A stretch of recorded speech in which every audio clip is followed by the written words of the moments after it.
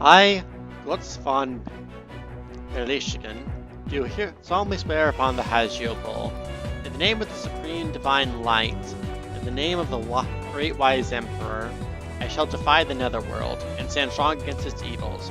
No matter the price, even my very life, will guard the sacred land to my last breath. I shall fight and fight until alliance before the Hagiobull. I covenant before his sacred sigil. Amidst the radiant light, all went silent. Everything dissolved into a void, as if my very senses had been plucked out of me. Oh, isn't this a familiar turn of events? I gaze into the pure white before me. It gazes back. After some unknown stretch of time, the world finally regains its color. Commander, are you okay? Do you feel unwell anywhere? When the vision returns to me, I'm met with concerned looks from Memphis and Helena. I'm fine. You get used to it eventually. Good to see the two of you are okay. Did you wake up before me? Only by a little, though. Clemenceau has already left with the team to scout our surroundings, but judging from the view through the window... The window? I turn and look outside the window. Sunlight shines over the fields around us. Nothing seems unusual about the grass. Except... someone's been taking awfully good care of the lawn. The castle seems pretty well lived in. Do we have another test site? That's certainly one possibility. Right on cue, Clemenceau's voice flows through the intercom by my seats. You confirmed the surrounding area is safe, but so far there are no signs of life. Don't leave the cabin yet. I'd like to make some minor adjustments to the tribunal's hand to adapt to our circumstances. Adjustments such as... take a look at this. Display suddenly descends from the ceiling, showing a structural diagram of the plane. Now let's begin. Rhythmic vibration radiates through the cabin, and the diagram on screen begins to transform. All of the modules on the aircraft start to change, from the nose to the wings to the engine. It's not like parts simply being arranged either. Certain modules disappear, while others materialize like they'd always been there. The changes quickly become evident inside the cabin as well. The floors and walls reform in real time, the interior becoming more and more spacious. In only a matter of minutes, the comfortable cabin interior has completely transformed into a functional command center with panoramic visibility. At 26 degrees Celsius, apparently. Indeed, the plane I had arrived in can now turn into a juggernaut of a mobile command center. Say, you wouldn't happen to have access to the Antiochu's manufacturing technology, would you? Or rather, you have tech as advanced as this, why'd you need to tow it over? Bravo, Commander. As perceptive as always. Firstly, I like to keep the specs of the Tribunal's hand secret. It is, as you might surmise, a special part of the Tribunal's security apparatus. Secondly, does it not stand to reason that you would need a trailer to move an aircraft where there is no runway? Just as these sorts of planes cannot take off without a runway, consider its underlying principle of its concept. I must say though, seeing Queen Elizabeth's train did give me a flash of inspiration.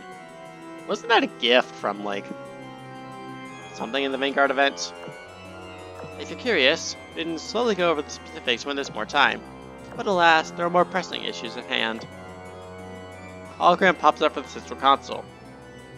It seems Clemenceau can control it even from outside the plane. The recon drone is set out to stop responding. It happened just across the boundary of the area shown in this photograph. A black region clearly incongruous with the surrounding greenery can be seen in the picture. Its edges are artificial, like a swamp cut directly out of the earth.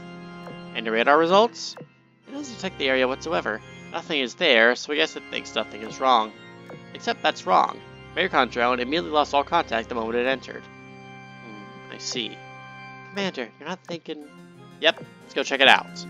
We're here to investigate the Hierophant's omen. While we attempt to analyze her goals, we have to understand our situation. Time is of the essence. Let's hurry. By the way, the Tribunal's hand autopilot on land. Though it's not out of the realm of possibility, it would be safer to me to handle it manually due to the severe lack of terrain data. Also, I've had a chance to drive it in ages. It's rather stimulating, you see.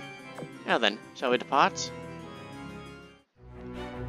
Ah, Clemenceau. Always so hard to read.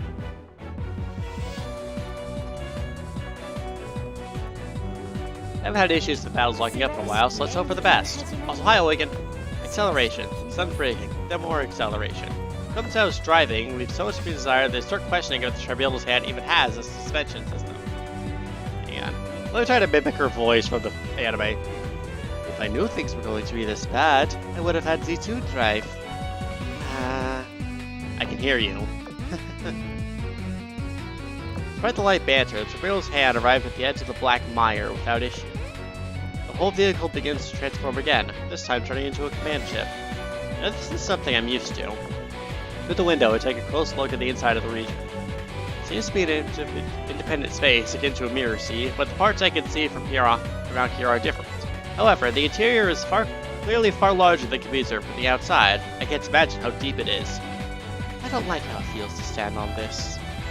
What a coincidence, I was just thinking the same thing. Oh no, is it meta corrosion? I don't think so. Neither my body nor Ricky feels wrong. Although it is specifically Azur and Hagiobull who have meta versions. There's such powerful negative emotions coming from this abyss. Similar metamorphosis, but no, it might just be even more severe. Want me to go in and see? That won't be necessary. I already have an idea. It's a good thing I came prepared. Commander, I believe the Tribunal's hand barrier should be able to handle this. Everyone, return to the plane at once. Come and see how activate the barrier for us. Wait, Commander. The radar has detected unknown entities rapidly approaching. There are hostiles, for all. Come and see how. The barrier stopped them. Well, I'm activating right now. Can't defend against physical attacks, but I can create an area that's safe for us to fight in. Alright, change the plans, everyone. Fight within the barrier and protect our command ship. Eliminate them as we push forward.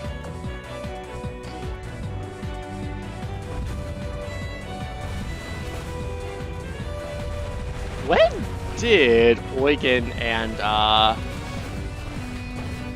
Mines get here? I could assume that Azur and Hagiobull were there the whole time because, you know, France.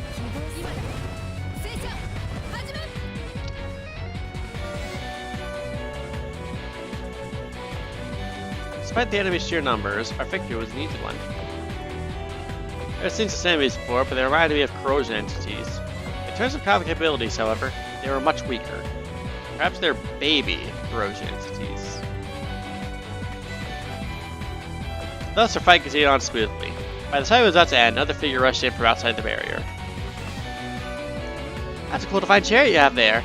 Are you a cleanup force with the Hagiobull Alliance? Oh, I forgot to introduce myself. I'm Connor Benier, a freelance mercenary. The Archbishop of Regensburg hired me to deal with the encroaching netherworld problem. Lucky me running into a regular army. I guess the job is as good as done. When our communication with Benier ends, the bridge is overcome with awkward silence. Commander, is it always like this when you visit the test sites? Every one of them is unique, but yeah, it happens from time to time. Do people always try to kill you? Everywhere I go. Benier mentioned the netherworld. Something about a divine chariot. I'm as close as you all are. But I suppose there's nothing wrong with getting to know the locals. Come to town, let's have a chat with her, without disclosing already that it is. Show her that we're willing to help her fight. I'd like to see how the locals deal with this netherworld. We'll deal with the rest once we've dealt with the imminent danger. Understood.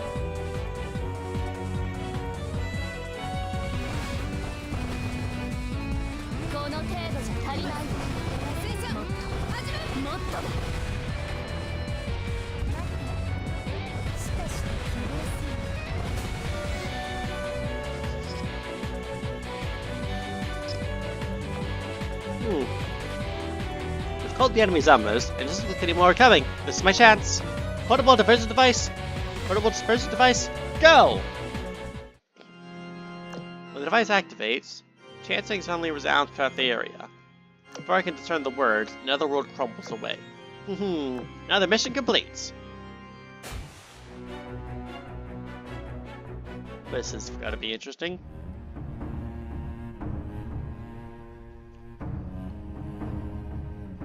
Whoa, this music is ominous. After the battle, the Tribunal's hand returns to its land vehicle form, and I meet with Benier Meta in the receiving room.